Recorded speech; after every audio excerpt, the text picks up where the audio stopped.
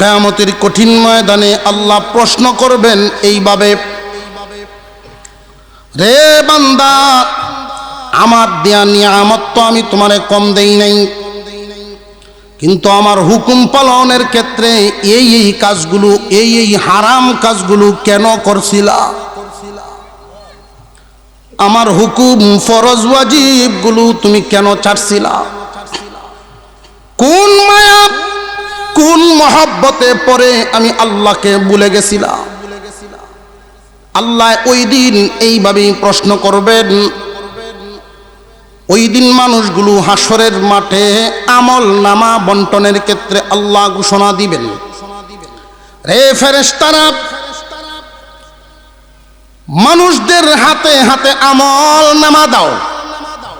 তবে যার যার আমল নামা যার যার হাতে দেওয়ার মুহূর্তে খেয়াল করবা, যাদের কপালে ইমানের নূর পাওয়া যায় এদের আমল নামা দিবা ডান হাতে, আর যাদের কপালে নূর নাই এদের দিবা বাম হাতে। কিয়ামতের কঠিন ময়দানে ফেরেশতারা দেখবে কপালে ইমানের নূর আছে কিনা অন্ধকার। নবীজি বলেন, যাররা পরিমাণ ইমান নিয়েও যদি কেউ দুনিয়া ছাড়ে ওই মানুষটাও ডান হাতে আমল নামা পাবে। প্রচন্ড অন্ধকার, গভীর অন্ধকার, অমাবস্যা রজনীর মধ্যে সামান্য আগুনের ফুলকির আলোটাও দেখা যাবে না? যাবে না? যাররা পরিমাণ ইমান মানুষের কপালে বেশি উঠবে, বোঝা গেল এতটুকুন ইমান নিয়েই দুনিয়া ছাড়ছিল। সবার ইমানের নূর, সবার ইমানের পাওয়ার আলো সমান না। দুনিয়াতে অনেক মানুষ আমরা বসবাস করি, সবার চাল চলন কি সমান না বেশ কম? যারা ইমান নিয়ে দুনিয়া থেকে বিদায় হইবে ডান হাতে আমল নামা পাবে, আর যারা ইমান হারা, প্রথমত বেঈমানরা তো ইমান নাই। ওই আফসোসের ব্যাপার, অনেক মুসলমানের সন্তান দুনিয়া ছাড়ার সময় ইমান হারা হওয়ার কারণে ডান হাতে আমল নামা পাবে না। বাম হাতে আমল নামা নিয়ে কাফেরদের দলে যখন বাম দিকে দাঁড়াবে, ডান হাতে আমল নামা নিয়ে যখন ডান দিকে দাঁড়াবে, দুই দল মুখোমুখি। আমল নামা ডান হাতে নিবে যারা, একটা কথা পরিষ্কার হয়ে যাবে, তখন ডান হাতে আমল নামা পাইল যারা জান্নাতে ঢুকবে তারা। বাম হাতে আমল নামা পাইল যারা জান্নাতে কোনো দিন ঢুকতে পারবে না, তারা চিরস্থায়ী জাহান্নামী। এজন্যই আমল নামা ডান হাতে পায়াই হাসরের ময়দানে ইমান ওয়ালাগণ খুশিতে নাচানাচি করবে, লাফালাফি করবে, খুব খুশি। দেখো রে দুনিয়ার মানুষ, হাসরবাসীর আত্মীয় স্বজনরা, দেখো আমি ডান হাতে আমল নামা পেয়ে গেছি। ডান হাতে আমল নামা পাওয়ার জন্য কত চেষ্টা হবে ওই দিন। ফেরেশতারা বাম হাতে আমল নামা দিতে চাইবে ইমান হারাদেরকে, বাম হাতে সে নিতে চাইবে না, বাম হাতে নিতে চাইবে না, ডান হাত বাড়াবে।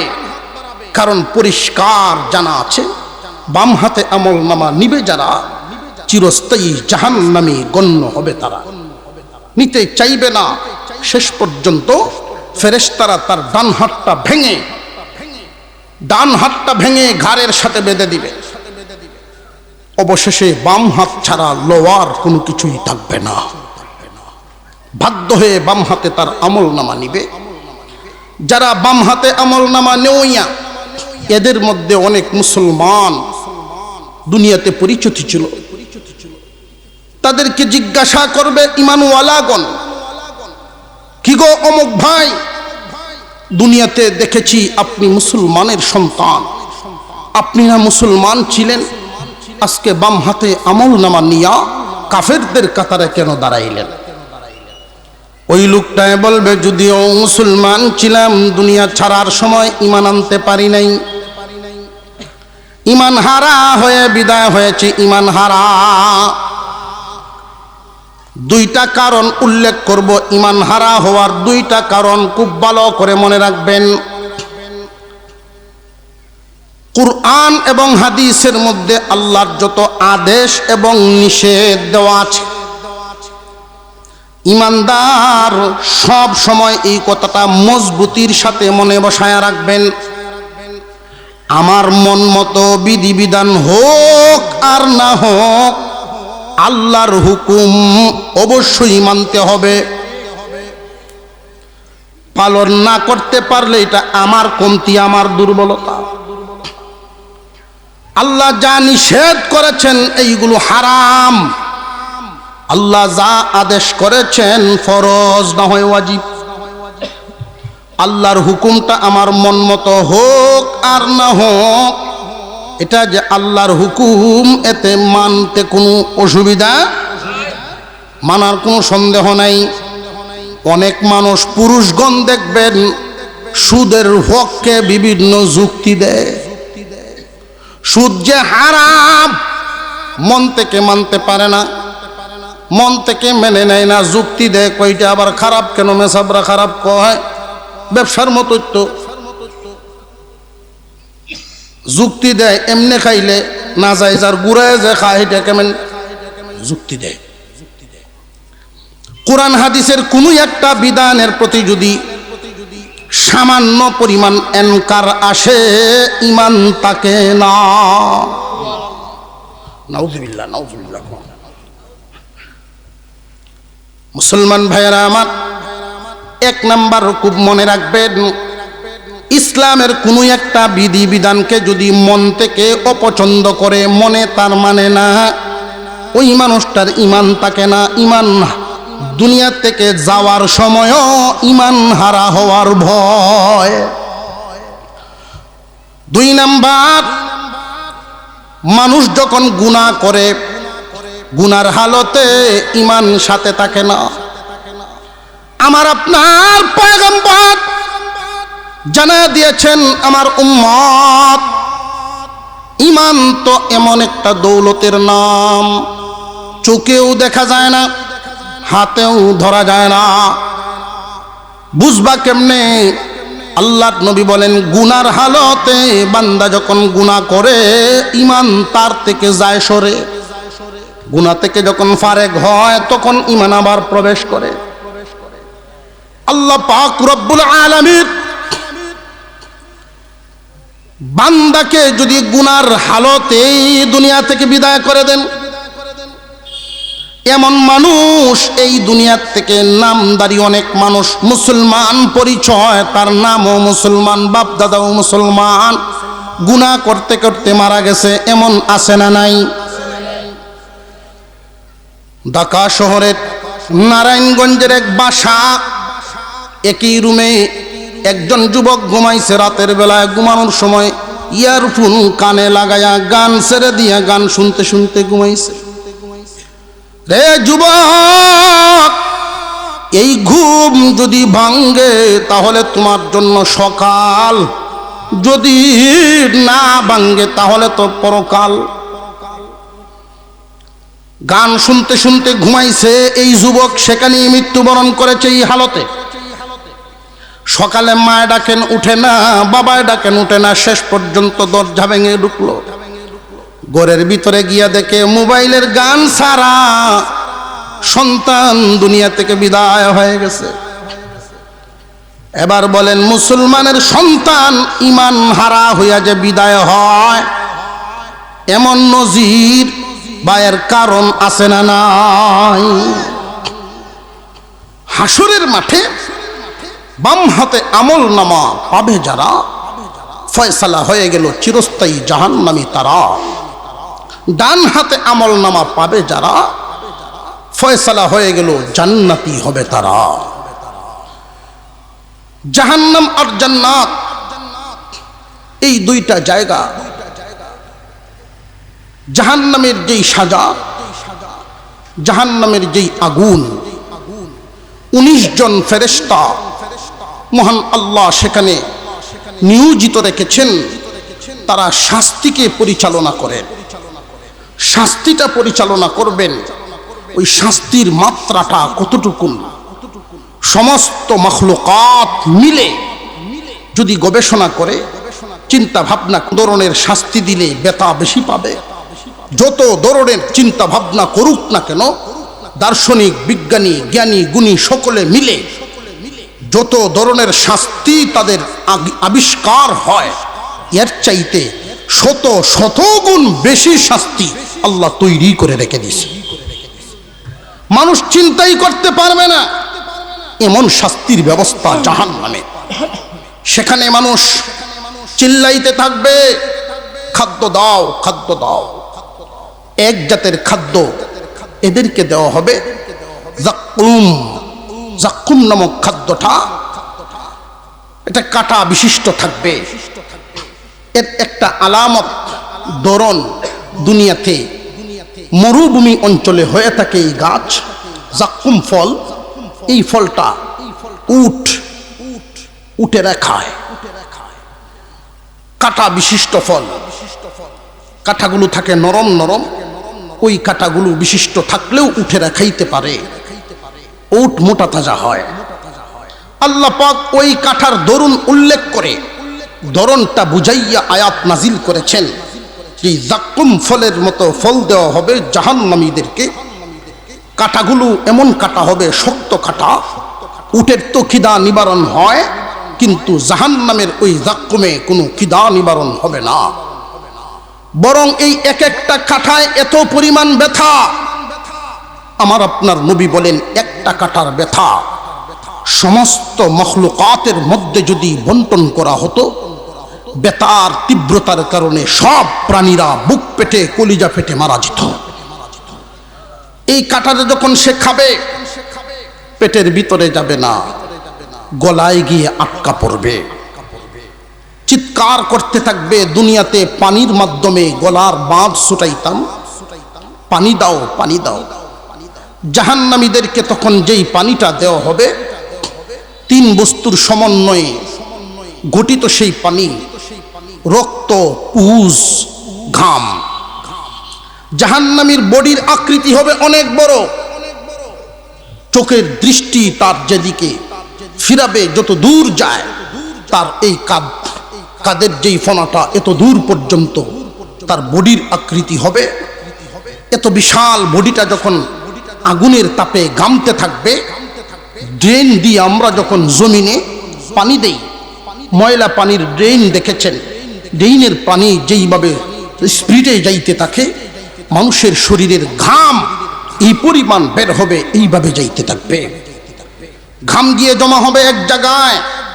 ফেরেশতাদের হাতে থাকা 19 জন ফেরেশতা শাস্তি পরিচালনা করার জন্য এদের আন্ডারে আছে অসংখ্য অগণিত ফেরেশতা। লোহার আগুনের বেত, লোহা আগুনে পুরাইলে যেমন কালার হয়, এইরকম বেত দিয়া জাহান্নামীকে যখন প্রহার করা হবে, সেখান থেকে রক্ত বের হবে। সেই রক্তও আগে জমা হওয়া ঘামের পরিমাণ যাবে। এই আক্রান্ত জায়গাগুলো যেখান থেকে রক্ত পড়েছে, জখমি জায়গা, সেগুলো পুজ ধারণ করবে।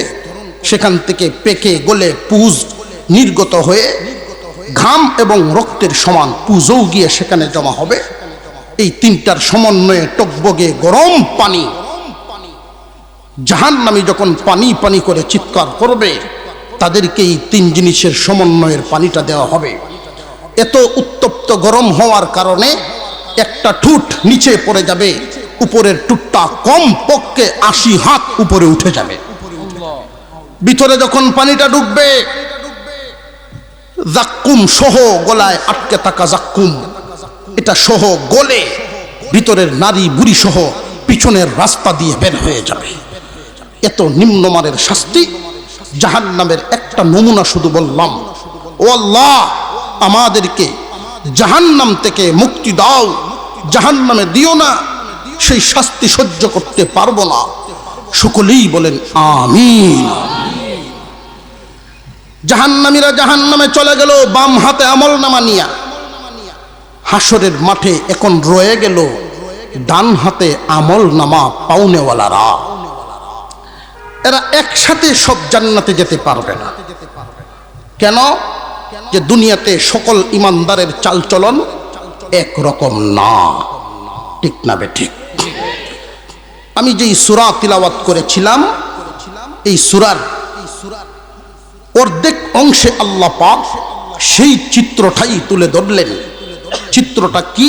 আল্লাহ বলেন, فَأَمَّا مَنْ ثَقُلَتْ مَوَازِينُهُ فَهُوَ فِي عِيشَةٍ رَاضِيَةٍ وَأَمَّا مَنْ خَفَّتْ مَوَازِينُهُ فَأُمُّهُ هَاوِيَةٌ وَمَا أَدْرَاكَ مَا هِيَ নারুন হামিয়া। আল্লাহ বলেন, ওই দিন ডান হাতে আমল নামা পাইবে যারা, মিজানের সম্মুখীন হইবে তারা। কোন কাফেরের আমল নামা মিজানে উঠবে না, কারণ মিজানে তো উঠানোর মতো প্রয়োজনই পড়ে না। কাফেরদের আমল নামা একবার বিচারেই শেষ, বিনা হিসাবে তারা জাহান্নামী। এখন যে হাসরের মাঠে রয়ে গেলেন যারা ডান হাতে আমল নামাদারি, আল্লাহ পাক এইখান থেকে একদল মানুষকে ঘোষণা দিবেন, বিচার কার্য শুরু হবে, এর আগেই তোমরা জান্নাতে ঢুকে যাও। আল্লাহ পাক রব্বুল আলামিন ডান হাতে আমল নামা পাইবে যারা, ওইখান থেকে একদল মানুষকে বিনা হিসাবে জান্নাত দিয়ে দিবেন।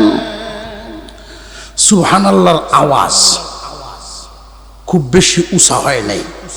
আমরা মনে মনে ভাবতাছি হয়তো যে হুজুর বিনা হিসাবে যাওয়ার দলের লোক আমরা হইতাম না, বুঝতে লাইছি। বিনা হিসাবে যাওয়ার জন্য যেহেতু হইতাম না, তো যারা যাইতেছে তারা যাও, আমরা সুবহানাল্লাহ তো জোরে হইতাম না। একদল মানুষ বিনা হিসাবে জান্নাতে ঢুকবে, আরেক দল মানুষ খুব সহজ হিসাবে জান্নাতে ঢুকবে, আরেক দল মানুষের বড় কঠিন হিসাব চুকাইতে হবে। ডান হাতে আমল নামা পাইল যারা, তিন দলে বিভক্ত হইবে তারা। কয় দল? তিনটা দল। আজকে হিসাব মিলায়া ফেলতাম আমি কোন দলের অন্তর্ভুক্ত। আমি তো আল্লাহ মানি, কোরআন হাদিস বিশ্বাস করি, আমি ইমানদার। আশা করি আল্লাহ ইমানের উপরে মৃত্যু দিবেন, ডান হাতে আমল নামা পাবো। ডান হাতে আমল নামা পাইলেই জান্নাতে ঢোকা যাচ্ছে না, মিজান সামনে খাড়া আছে। ঠিক না বেঠিক? একদল মানুষ বিনা হিসাবে জান্নাতে ঢুকবেন। এই মানুষগুলো কারা? আল্লাহর ওলিগণ যারা। আল্লাহর ওলিগণ, ওলিগণের বৈশিষ্ট্য, ওলিগণের যেই পরিচয়, সেটা হলো হারাম এবং ফরজ ওয়াজিব।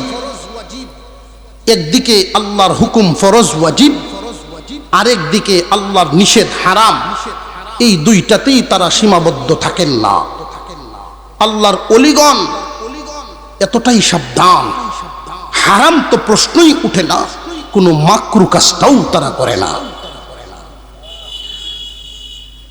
আল্লাহর আদেশ পালন করার ক্ষেত্রে ফরজ ওয়াজিব তো পালন করবেই, ফরজ ওয়াজিব পর্যন্ত তারা সীমাবদ্ধ থাকেন না।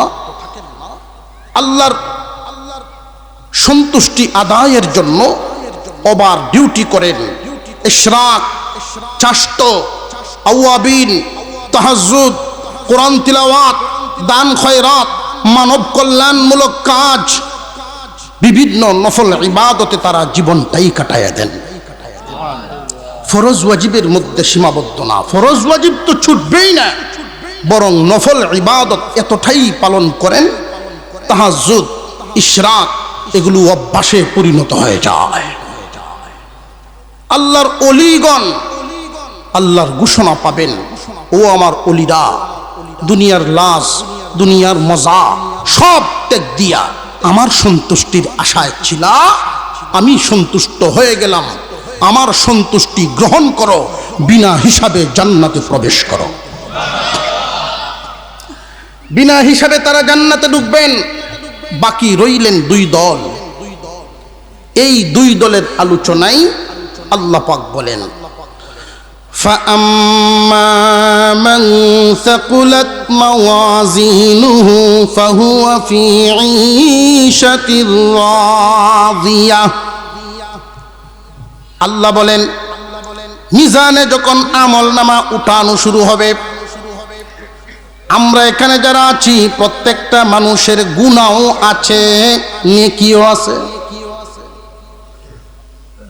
নেকি বদি মিজানে যখন উঠানো হবে, ওইখানের হালত হবে, যার নেকির পাল্লা ভারী হবে, ফাআম্মা মান সাকুলাত মাওয়াজিনুহু ফাহুয়া ফি ঈশাতির রাদিয়াহ।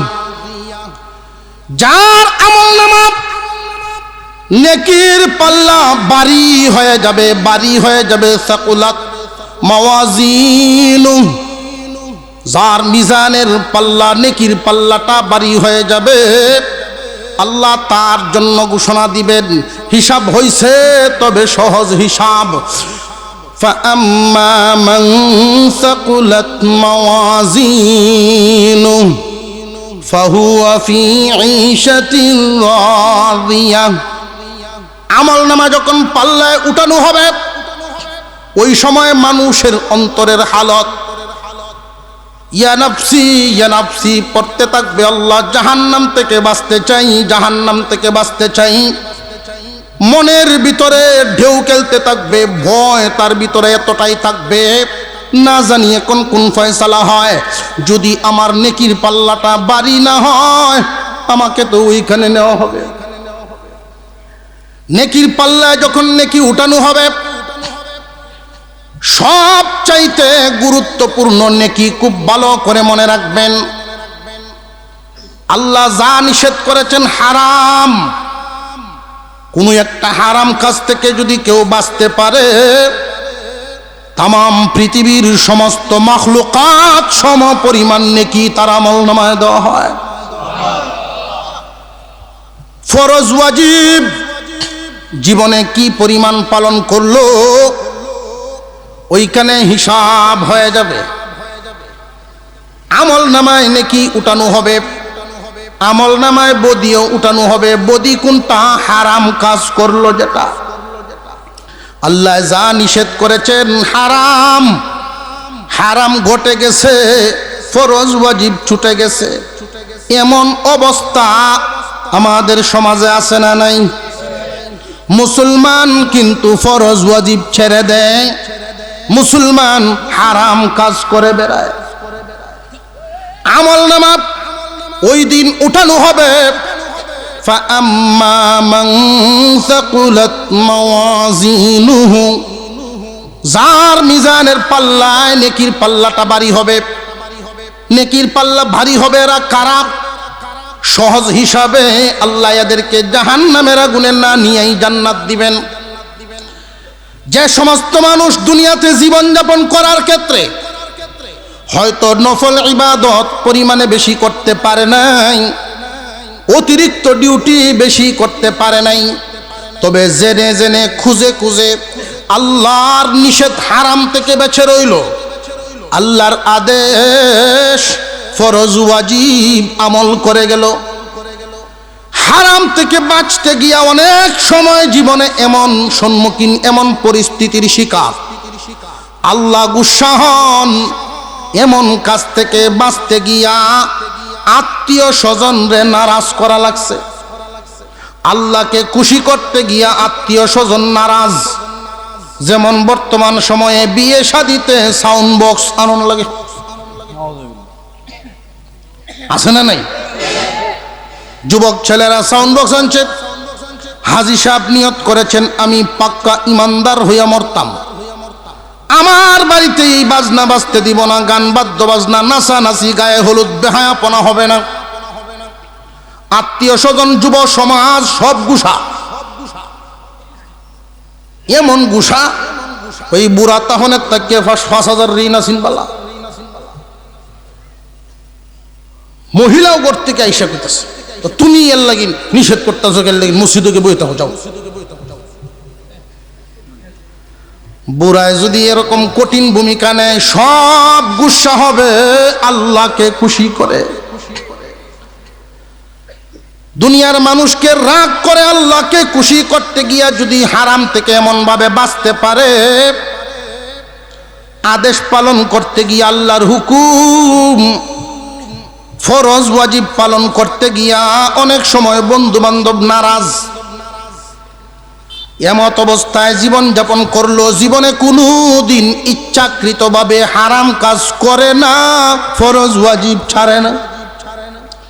যদি কোনো কারণে ছুটে যায় বা হারাম ঘটে যায়, অন্তরে বড় কষ্ট পায়, হায় রে আল্লাহর কাছে কি জবাব দিমু, আল্লাহর কাছে কি জবাব দিমু, পেরেশান হইয়া যায়, মাপ চায়। এই মানুষগুলো যখন আমল নামা মিজানে উঠাইবেন, ওই যে জীবনে ঘটে গেল, আল্লাহর নবী বলেন কুল্লু বানি আদম খাত্তাউন, বনি আদম ভুল করনেওয়ালা, খৈরুল খাত্তাইন আত-তাওয়াবুন, উত্তম তো তারা তওবাকারী যারা আফসোস করেছে, পেরেশান হয়েছে ভুলের জন্য।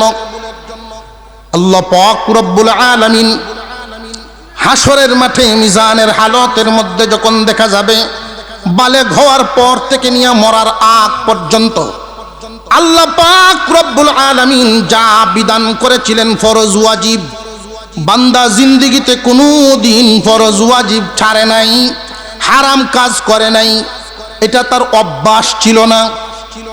কিন্তু মাঝে মাঝে গঠে যেত, ঘুম ভাঙে নাই, আজানও শুনে নাই, ফজর কাজা হয়ে গেছে, বাজারে ঢুকছে, বেশি ব্যস্ততার কারণে আসর কোন দিকে গেছে তার খবর নাই, কাজা হয়ে গেছে। অনিচ্ছাকৃতভাবে হারাম ঘটে যাওয়ার কারণে দেখা যাবে আল্লাহর হুকুম গাট্টি গাট্টি লাগে, মিজানের পাল্লা, নেকির পাল্লাটা বরাবর একটু বাড়তি বাড়তি লাগে, নিচের দিকে ডাবতেছে না। তখন আল্লাহ পাক রব্বুল আলামিন মানুষের অন্তরের খবর তো জানেন, গুনার কাজটা কি তার অভ্যাস ছিল কিনা, ফরজ ওয়াজিব ছেড়ে দেওয়া কি তার অভ্যাস ছিল কিনা। একটা হলো অভ্যাস হয়ে গেছে ফরজ ওয়াজিব ছেড়ে দেওয়া, হারাম কাজ করে ফেলা, হারাম কাজের অভ্যাস, ফরজ ওয়াজিব পালন না করার অভ্যাস। এমন যদি না হয়, ফরজ ওয়াজিব যা ছুটেছে বেখেয়ালে অনিচ্ছায় ছুটেছে, বা ছুটার কারণে আফসোস করেছে, তওবা করেছে, হারাম কাজ যা ঘটেছে অনিচ্ছায় শয়তানের তাড়নায় হঠাৎ হঠাৎ ঘটে গেছে, কান্নাকাটি করেছে, তওবা করেছে, এমন হালত আল্লাহর জানা আছে না নাই? ওই সমস্ত বান্দারা যখন দেখা যাবে নেকির পাল্লা নিচের দিকে যায় না, আল্লাহ পাক রব্বুল আলামিন তারে যে দুনিয়ায় কিছু মুসিবতে ফেলাইছিলেন ওই নেকিও উঠায় দিবেন, বিপদ আপদে ফেলাইছিলেন ওই নেকি উঠায় দিবেন। জিন্দেগিতে যত দোয়া করেছি আমরা, এমন কোন দোয়া নাই যেই দোয়া কবুল হয় না। তিন ভাবে বিভক্ত হয় মুমিনের দোয়া, যেই উদ্দেশ্যে দোয়া করা হয় সেটাই কবুল হয়, এটা এক ভাগ। যেই উদ্দেশ্যে দোয়া করেছে সেটা হয় নাই, এর চেয়ে বড়টা আল্লাহ দুনিয়ায় দিছেন, মুসিবত থেকে বাঁচাইছেন বা পুরস্কার দিছেন, যা চাইছিল তার চেয়ে বড়টা দিছেন। আরেক ভাগ হলো কিয়ামতের দিন পাহাড় পরিমাণ নেকির এক বোঝা তার পাল্লায় দেওয়া হবে। আয় আল্লাহ, আমি তো এই নেকিগুলো করি নাই, কোত্থেকে আসলো? আল্লাহ জানায় দিবেন, বান্দারে যত দোয়া করেছিলি এইগুলো হলো সেই দুয়ার অংশ, যেইগুলো দুনিয়ায় দেই নাই, নেকি বানায়া রাখছি। ওই দিন মানুষ আফসোস করবে আর বলবে, দুনিয়ায় যত দোয়া করেছিলাম, যত খতম দোয়া পড়াইছিলাম, একটাও যদি দুনিয়ায় কবুল না হইতো আজকে কত কামে লাগতো। পরিস্থিতির শিকার হইলে মানুষ যেভাবে বুঝে, সময় থাকতে বুঝে না। অথচ দুনিয়ার হালত কি? খতম যদি কেউ মাদ্রাসাত পড়ায়, মেসাবহলদের পড়ায় বা নিজে দোয়া করে, মাদ্রাসাত যদি পড়ায়, মাদ্রাসার দোয়া 2000 দিলাম দরগাপুর মাদ্রাসাতে হোক, যেখানে পড়াই দেয়া গেল। সকালে দুপুরে মেসাবের সাথে সামাল হুজুর পড়াইছিলেন, খবর লয়, জি পড়াইছি তো। আচ্ছা বুঝতাছি না বুঝতা। সকালে খতম পড়ায়, দুপুরে বুঝতো। আর খতম তো পড়ায় সাধারণত রাগে, অর্থাৎ বেটার ক্ষতি হয়েছে, সাইজ করবার লাগে।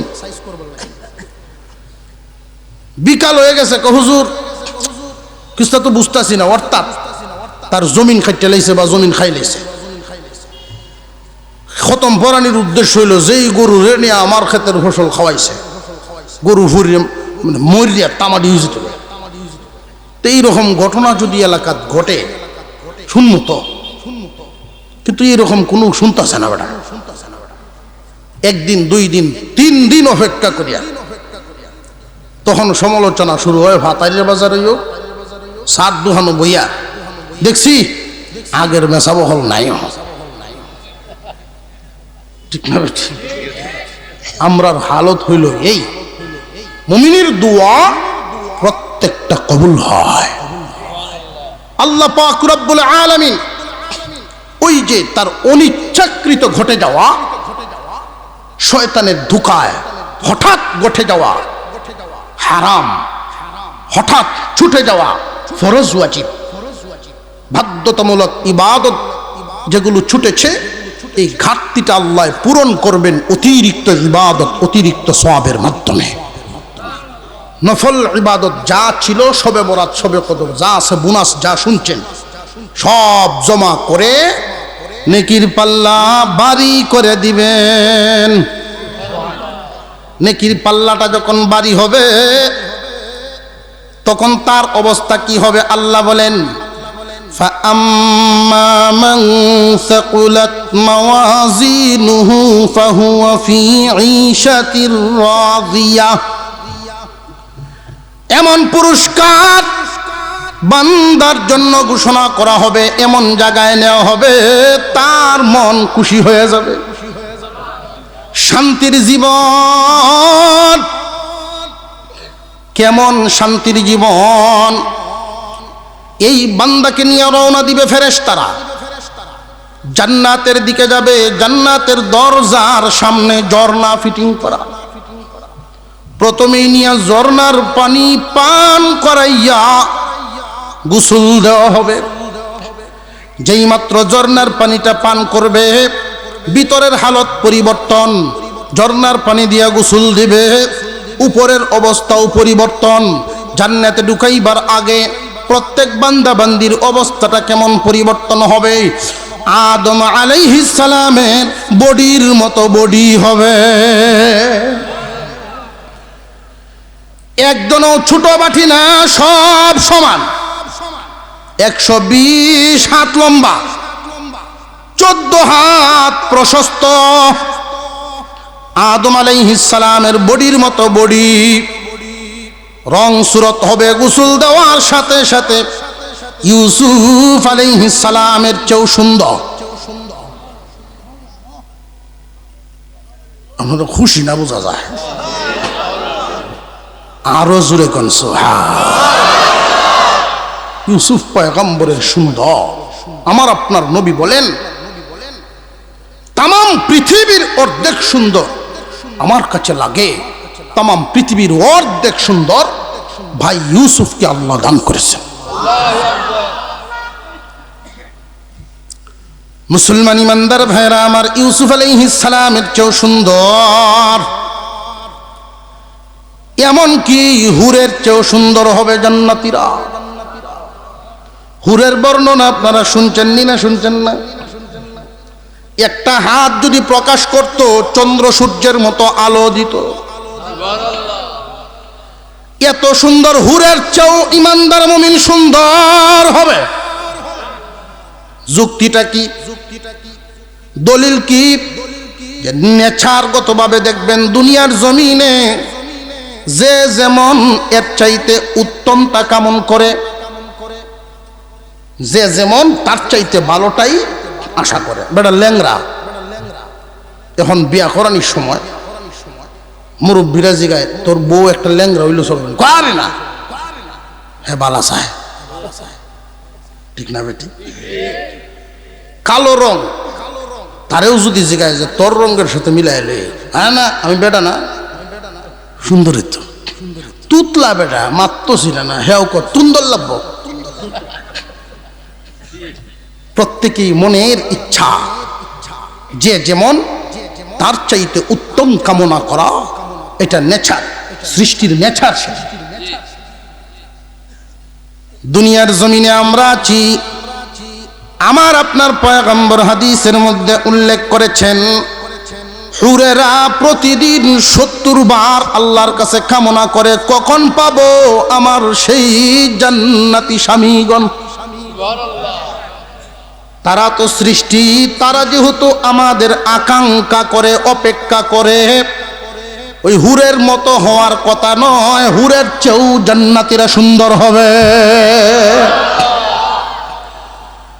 ইউসুফ আলাইহিস সালামের চেয়েও সুন্দর।